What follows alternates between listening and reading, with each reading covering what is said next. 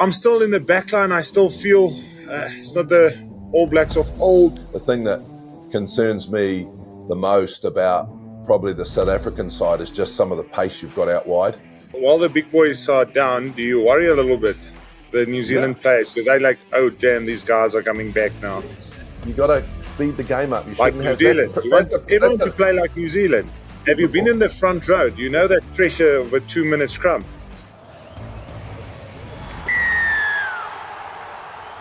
Welcome to Rivals. I've got Sir John Kirwan from Italy and Victor Matfield from a cafe in Pretoria, I'm imagining. Victor, is that where you are?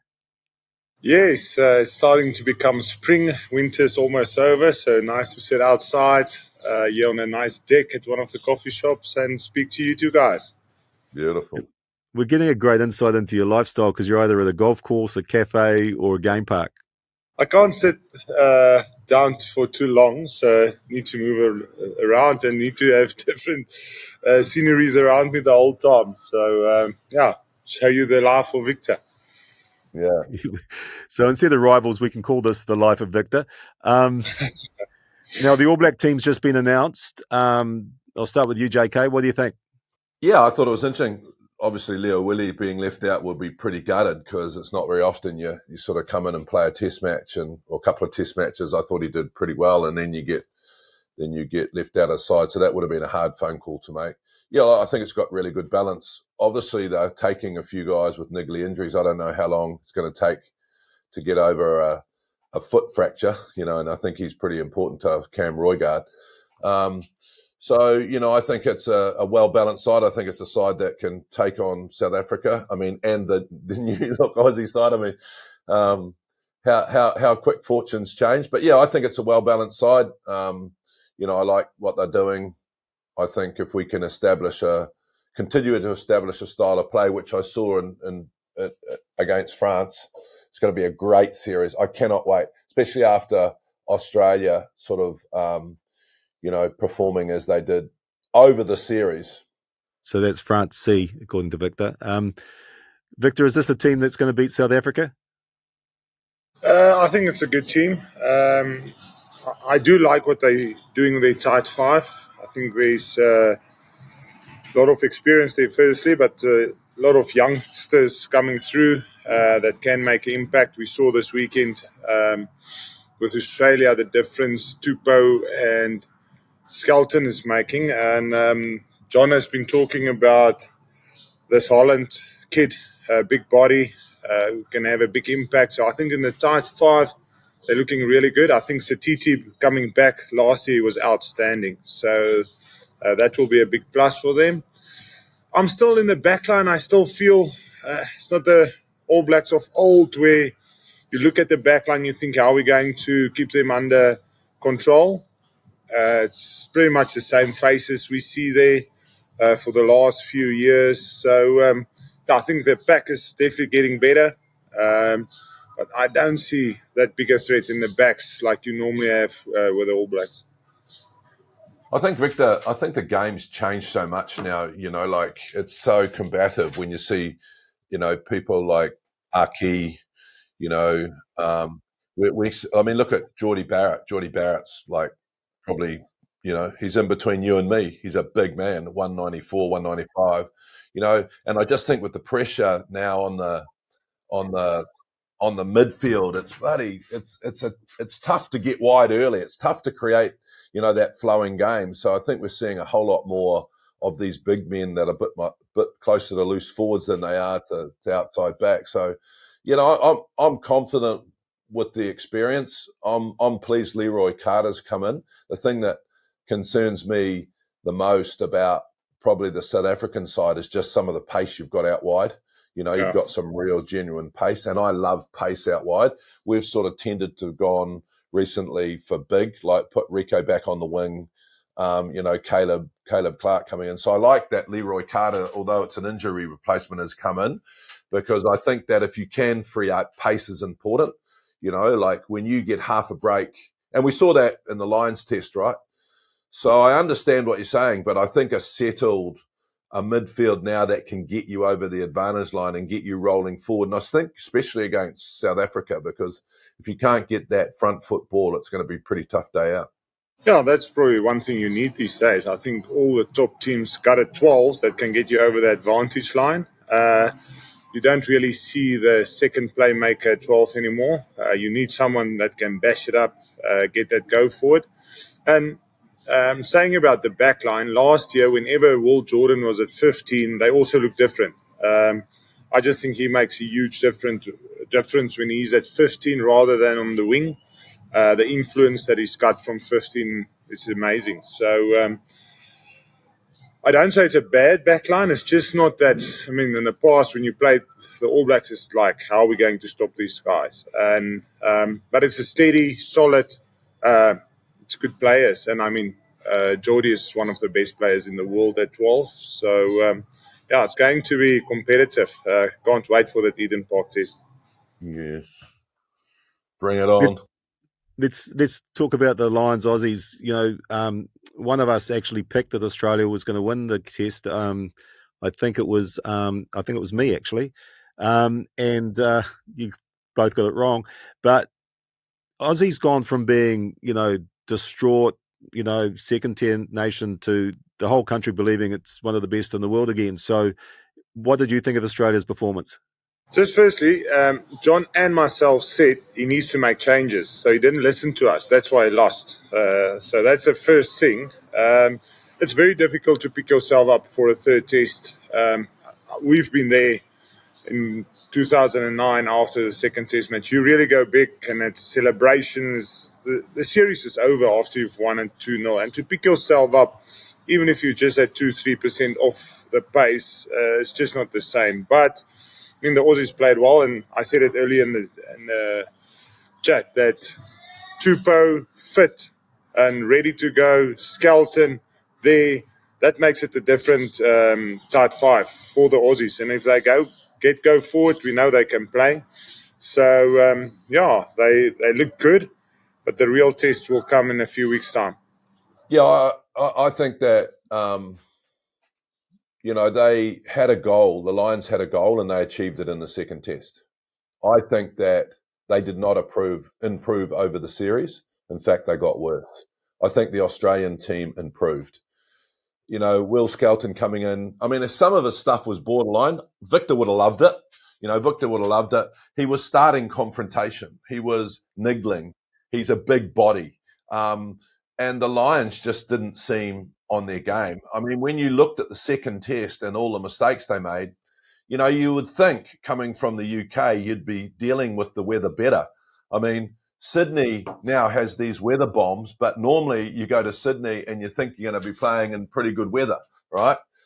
I thought the Lions would have adapted to that weather a lot better, but you could see that the Australians were stung, they were hurt, and an Australian that's offended, hurt, is going to really pick up the game. And it's interesting, isn't it, how much emotion matters in this game. You can't just go through the process. So for me, I was really stoked for Australia. I think it makes for a great championship for us.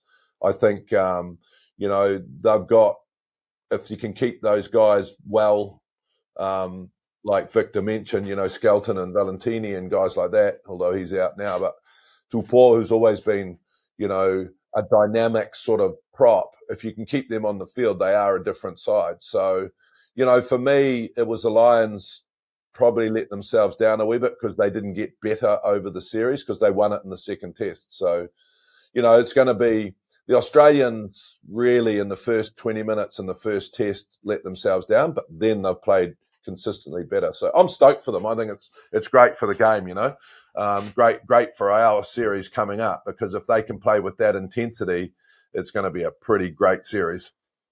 I think it's fantastic for the Rugby Championships. We need a strong Australia. The Southern Hemisphere need them. So, I think it's going to be great. They will be competitive. And like I said, it's going to be fantastic. And I've always said it. And that's why it's just always so nice with a Bakkies Botha or with Eben Etzebeth there. If you go on the field and you know you can intimidate the position, you're in control. And that's what Skelton did on the weekend. I mean, he was pushy, he was in it from the beginning, and no one could step up to him. I think they did miss a guy like McCarthy in that second row, and once Itoji got injured as well, that tight five just looked really average. So, that big guy in the back, the enforcer, if you've got him and you're on the front foot, it makes the test so much easier. Do you think that intimidation, Victor, is okay? You know, the first push off the ball that started that original scuffle was just a deliberate attempt to provoke and to instigate what you've happened. Got him, and then you've got Nick White as well. Nick White was in front, of course, pushing and pulling and getting under the skin of guys. I think it's part of rugby. If you can do it clever, without overstepping that line, getting into trouble, but to be there in the face, that's what rugby is about. You need to dominate, you need to be on the front foot, and sometimes it does need something, a little bit of that, as long as you don't overplay your hand. But, that intimidation, being there, and he knew no one can take him on. He's just bigger, stronger than anyone else there. So it's good to get in a scuffle and you're on the front foot. The previous Lions series, Itoji tried to get into Eben Etzebeth, and Eben just walked him all over. And the second test, he almost dived trying to buy a penalty. Once that happened, I knew the test series is over, because if your enforcer gives a step back trying to get a penalty rather than getting on the front foot, being the enforcer, then you're in trouble. And well done to Skelton. I thought that was interesting, Ricardo. I didn't read a lot of stuff, but I thought, and you're in Australia at the moment, I thought it was interesting. Joe Smith said about Tiziano that he'd got a lot of trolling and got a lot of abuse for taking a dive. I thought that was really interesting that he left him out for those reasons, a sore neck. And I would have done the opposite. I would have played him. Yeah, as players, when you cop that sort of high level of abuse, so everything's focused towards you, how do you react? Well, I think for me, I don't read it, and I'm always getting abused. So I think it's a sign of respect, because you don't get abused if you're a nobody, and you don't get abused if you're not saying something that people care about. So I think what I see mainly in a lot of the young players is they really want to be, make the team and then have a good following, but then it comes at a cost, And so I think you've got to have a pretty thick skin. You can't take it personally. I don't take anything personally. This is a game of rugby that I love. I love commenting. I love everything about the game. So, and people are passionate about it. I think what he's in the shooting line of, and I know I keep coming back to our leadership and our new chairman, but we need to start making some decisions publicly, and we need some leadership, right? So the referee leaderships, they did not come out and defend the decision in the second test. And our game needs to understand what we're going to do about diving, right? It's a professional sport now, Victor. People will try and milk for a penalty. So our leadership need to come out and say any sort of diving is going to be dealt with like this. So I would say every single South African that sees someone dive would absolutely hate it and hate the person that has dived. Now, I'm not saying Tiziano dived, but he made a gesture that looked like he was trying to milk a penalty. So he is the brunt of an opinion. Victor's going to have one. You're going to have one, Ricardo. I've got one. So he's the brunt of something in our game that needs to have a decision made on it. What are we going to do about people trying to milk penalties? That's the question. We need an answer from our leadership, and then we move forward. Otherwise, we're going to get it all the time. Just be careful, JK. Don't have too short a memory. It was the 5th anniversary of a great man this last week, Andy Hayden, and he may have dived out of a line out and won us a test match. So we'll just move on from that. That's important. And may he rest in peace. He was a great mate of mine, Andy Hayden, and a great personality in the game, and I miss him dearly. And that was a controversy back in 72 or whenever it was, right? 78 in Wales, yeah. But Victor, it's something that our leadership need to talk about. We need to take control of this, so it's either in our game or not. Soccer do it all the time. It really annoys me. Yeah. Well, one incident with us was the the great Brian Abana in 2015. We took a dive, got a lot of stick in the media and on social media, and he came out and say he's sorry. That's not part of the game. That's not part of the ethos of rugby. And I mean, these days, especially with a head-to-head, if you see how many guys take the dives, a little knock and they go down and they roll and they stay on the ground, and once they get the penalty, they get up and they run around. So it's not just there. It's happening every game. Guys trying to milk penalties with this head-to-head. So it is a problem, and I would love not to see it in our game. It's a problem, but if you're in that situation and you're, back when you were playing and you milk a penalty and you win the test match because you won that penalty, is that something you'd be comfortable with? It's a difficult thing because I'm saying that now, but I mean, I've been in situations in the line out where they took my feet from underneath me, fell. You could actually just come up, but you lie 2-3 minutes longer to make sure they see it. So that's probably also diving then. So, yeah, it's a difficult area of the game. If someone oversteps the line, you do want the referee to see it. But, I mean, we don't want to become soccer where every breakdown, every tackle is someone trying to milk a penalty. Look, I think for me, I always remember when players stayed down a little bit longer, right? And I always remember talking to some of our elders about it, and they were ropeable about it. Just players staying down. What you got to realize is when a professional player now gets a knock or injury, it's quite a traumatic moment because you're thinking, is this just a stinger, or is this is this something that's going to keep me out for 6 or 8 weeks? So it's pretty important. I think what I want to see, I don't agree with you, Victor. I think if you get your legs taken out and you hit the ground and it's a bit of a shock and you stay there for a little bit, I'm okay with that. It's the gesture. It's the extra rolling. Double roll. Yeah, I don't think that we've got to trust the system. We complain about the TMO all the time, right? But it is a system that should be able to pick up those situations without the gesture. So I think any gesture of faking or acting should be taken out of our game. If you stay down because you've got a big hit and you're feeling a bit like tender, then that's fine. But I just don't want to see the sort of rolling, the sort of trying to measure it. And if, like Victor said, if someone's going to roll on the ground and fake injury, then maybe we should put them off for a couple of minutes. We need to deter. That's why I like that. And I keep harping on. I'm going to keep harping on about it until it becomes law. 3 penalties in a row. I think if someone gets taken off for a head knock, or there's a head knock and someone's down for a little bit, take them off for a few minutes and have a compulsory assessment, put someone else on as quick as you can, speed our game up. And then they missed a really obvious one, which obviously got cited afterwards, which we all could see in the replay. But, I mean, you talked about the Lions. They looked so good early in this tour in the first half of the test match, and then nothing much really happened since then. Were they overrated? Is this a good Lions team? They won a series, mate. That was their goal. They had a 100% winning record. I think the police didn't have a 100% winning record. They lost the last game. Yeah, up until the last game, right? So a test match. They won a series, mate. They won a series, right? But they went out to get 3-0. They made it really public that they wanted a 3-zip series, and they didn't get that. Ricardo, if you're going to ask a question, let me answer it. Like, I don't want your opinion. You didn't answer my last question, so I thought I'd have another crack at this one. Yeah, I'll answer your question by saying that I think they're a really good side.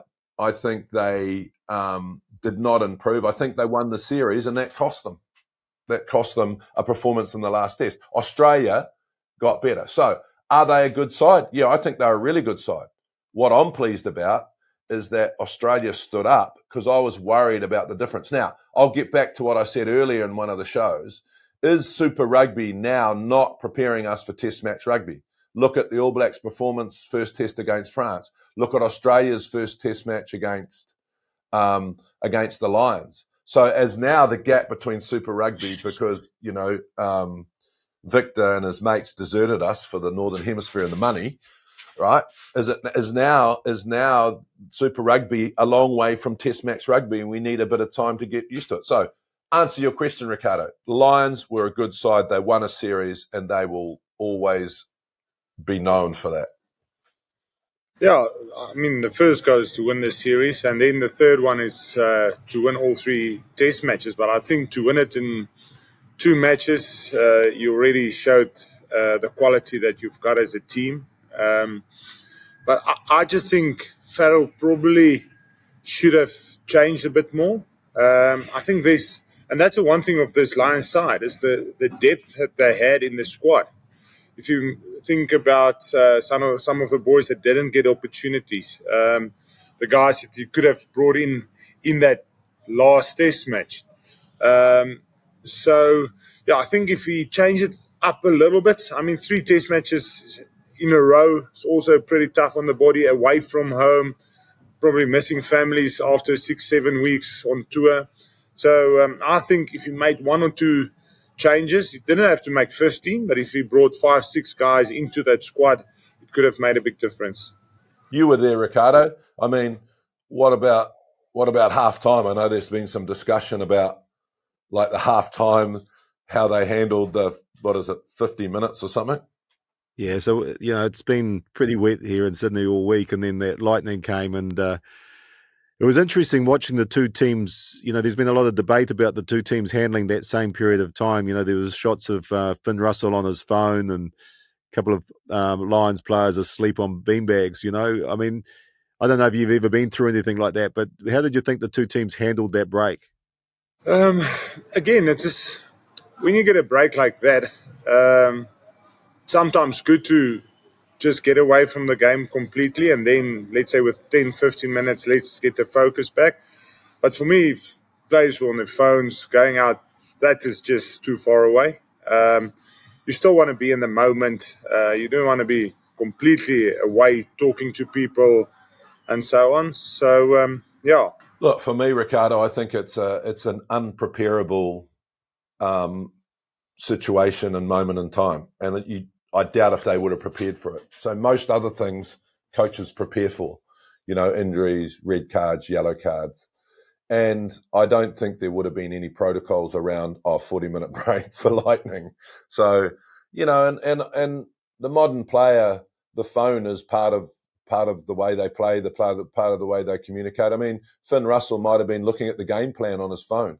Often when you see these modern players, they take their phones into meetings and they're writing the game plan down straight onto their phone. So, he might have been texting his loved ones. He might have been doing whatever he needs to do to play. And he got player of the series, so it obviously didn't affect him too much. So I think it's a one-off. Don't even worry about it. People dealt with it how they dealt with it. They'll go away knowing whether they played well in the second half or not. I just didn't think they played well right across the whole 80 minutes. I thought Aussie were at an emotional and a technical step above them, which really surprised me considering the weather. Actually, we just had a comment come through on the YouTube channel, so we do read your comments. Keep them coming in. They're really important to us. From Johan Blignort B4C, can Sir John please take the Springbok jerseys out from behind his back and put them on the upper right side where the red jerseys are? So if you can do that for next week. And then there was a comment here about talking about Will Skelton and how... I like the pants, by the way. John. Look at those pants. Look at those pants he's got on. The lava. Yeah, very pretty. Thank you. There you go. Thank you. That's better. Look at that. You talked about Will Skelton and his ability to handle, 40, 50 minutes. Obviously, the break was good for him because he lasted a lot more of the game. And someone made the comment, Jean Ferreira 8229, when you are tired and have to come off the field, Muhammad Ali said, after the barriers of pain, I discovered the real me. So a bit of inspiration from Muhammad Ali. Yeah, but that's the fact of rugby. A lot of the time in a game, both teams are at break point, and that's where the top players come through. They can just keep going. They can push themselves. They actually love going to that pain. That's what any sport's about. You want to go to that pain where that intensity is so high, where you think, how am I getting through it? What must I do next to get the upper hand, to get the momentum? And that's what rugby is about, or any sport actually. So if you can go to that place, keep going, and you can see, okay, the other guy's taking a step back or he can't keep up, that's when you actually get more energy and you just want to go more. I think it's a bit more complicated. A GPS can't measure your courage or your ability to go to the well, right? And also players sometimes can't recognise fatigue in themselves, so they don't want to go off. I think there's a happy medium. For me, taking Will off in the second test was a mistake, because I just think you need to leave him out there until he says, I've had enough. And you need to be able to trust players like that. So you can't, GPS does not measure your ability to go to the well. And I think that's where we've got to find, the coach has to find that medium. And I'm pretty sure Joe, who's an astute man, very, very astute man, as you can see by the way Australia are improving, he would have gone away after the second test and analysed what he did. And I'm pretty sure he would have thought, I need to leave Will on until he can't walk, because he's such an influential part of the game. Or you slow the game down. You do what South Africa do. Yeah. You drop a prop down when they're tired, and then you drop them down another 5 minutes, and then you drop another prop in the next 5 minutes when they're tired, so that the big boys can recover. Well, while the big boys are down, do you worry a little bit? The New Zealand players, so they like, oh damn, these guys are coming back now. No, it's about speeding the game up. It's about everyone playing. Like, you got to speed the game up. You shouldn't have Zealand. You want everyone to play like New Zealand. Victor, that's a professional foul. Now, that's the rules of the game. If the prop's not injured and he goes down, that's just like you spoke about before. That's like a fake. For me, that's like a fake. For me, that's like... Have you been in the front row? Do you know that pressure of a 2-minute scrum? You need sometimes to have just... If you don't like it, don't play there. If you can't handle it, don't like it, don't play there. I mean, I would never want to go up the front row. But faking an injury... You just get ready to go again. It's a professional foul, You just get ready to go again. It's a professional foul. It's the same as you spoke about before. It's the same as that. The interesting thing is that, when you were a player, there's no way that you would get in the scrum. But now you're a bit older, actually. I think you'd fit in the scrum quite well, JK, particularly the front row. Yeah. I would love to see him one scrum in the hooker position. Oh, Victor, I'll tell you what, my first tour of the All Blacks, because I was a young man, I was 19, and when we went away in those days, you didn't have a lot of players, and in one of the live scrum sessions, I had to go into number 6. Man, it was the worst day of my life. I got my feet trampled on. I had bloody sore feet, like the scrum came back on, trampled on me. I got bloody sore shoulders, sore left ear. Why would you play there, mate? Like, no, one of my favorite training sessions ever was we played, and before 2007, we sent like a B team over to play Tri-Nations, and we were 17 guys that stayed behind to prepare for World Cup. So we only had so many backs and so many forwards. So in the one session, the forwards had to go defend starter plays against the backs. Of course, they couldn't score once. And then they had to defend mauls after that. And I've never heard guys, rugby players, crying and squealing like that in my life before. How tough it is. How do you put your head in here? You can't do this. This is not real rugby. Awesome session, that. Let's talk about the other big news of this week. Welsh wonder winger Louis Rees-Zammit's come back from, had a crack at the NFL, didn't quite pay off for him, but a great player, and showed a lot of courage to have a crack at it. Yeah, mate. Well done, Lewis, and good to have you back into the game, son.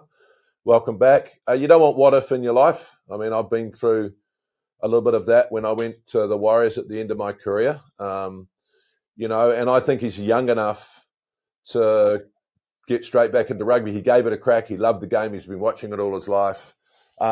Incredibly difficult game, I reckon, to do if you haven't grown up with it from a playing point of view. But well done. He's had a shot. Welcome back. Wales need him. Yeah, I think it will be great to have him back. we know American football, it's all about stats, how quick you are, how explosive you are. And I mean, he's all of that. So that's why they probably signed him. But he'll be good to be back in rugby. And I think, like JK is saying, he'll just jump straight back into it. But for me, more important, why are we not talking women's rugby this week? Wasn't that one of the biggest games this weekend? You think it was, but it's because the South African woman beat the Black Ferns second team. It's the Black Ferns versus the Springboks. Come on. It's the Black Ferns 15. Same thing. I Anyway, just wanted to mention it. I mean, I need to give credit to Sway's the Brain. I mean, 2 years ago, we probably couldn't be on the same field as the All Blacks, and the work that they've been putting into those girls is just unbelievable. I mean, we've got one professional team, only the Blue Bulls in South Africa. And I mean, the change around, just to be able to compete with you guys, I need to give credit to Sway's the Brain. Yeah, and we'll be talking about the Women's World Cup and shows coming up. I think that's important. It's an important thing that Victor's mentioned, though, because the improvement in the female game when you invest in it is incredible, you know. And I think it is an investment, and the game is growing. So I think, you know, you got to take your hat off to the rugby unions that are investing in it, because we see an incredible improvement very quickly. And, you know, I think this is going to be a pretty exciting World Cup, you know. Who's going to win the World Cup? I think England are going to be pretty hard to beat. They've got to be in their bonnet from the last one. They're consistent. They've got the most professional rugby players, female rugby players. They're a very well-disciplined side. Obviously, I want the Black Ferns to win. I was really sad to see my mate Ruby Tui miss out. But that means that the competition's pretty strong in New Zealand. But England are going to be hard to beat, I think. Yeah. And I tell you what, Canada's a very strong side as well. Canada did really well over here in South Africa. Gave us 2 big hidings. So we'll probably, but I still think we'll be between England and Black Ferns. But aren't you a netball expert, Victor? That's where I was the whole weekend.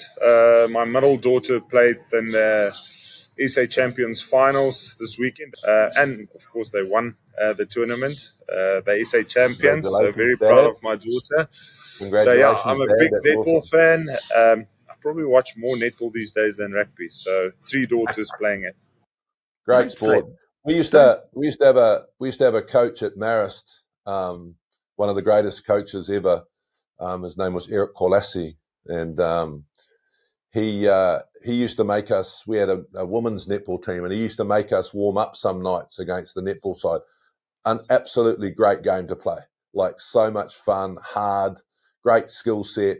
We used to love it, and the girls used to smack us around. They'd just like nail us. It was such a great sport, such good fun to play. See, the speed of the game there. See, there you need to speed it up. So in rugby, you don't always have to. So there's no one in netball that goes down injured to slow the game up, Victor? They get taken off, yeah, immediately. I'm really concerned that, you know, last week you were both agreeing with each other, and this week you've shown more enthusiasm and excitement for netball than you do for rugby. So I think that's a good time to bring the show to an end. We'll catch you next week on Rivals.